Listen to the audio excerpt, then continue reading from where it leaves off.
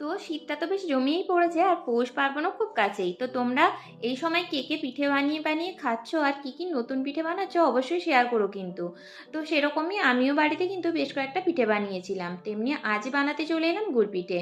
তো প্রথমেই গুড় পিঠে বানানোর জন্য নিয়ে নিয়েছি এক বাটি ময়দা, ওই বাটির মাপ করেই হাফ বাটি চিনি, আর ওই বাটির মাপ করে হাফ বাটি সুজি।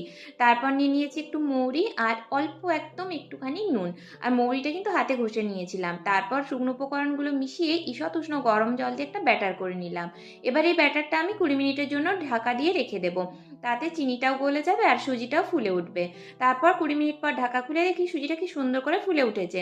এরপর এতে একটু জল মিক্স করে ব্যাটারটাকে পাতলা করে নিলাম। তারপর তেলটা গরম করে রেখেছিলাম, এই তেলেই দিয়ে দিলাম সেই ব্যাটারটা।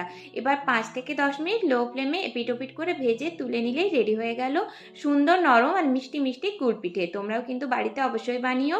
তো চলো টাটা।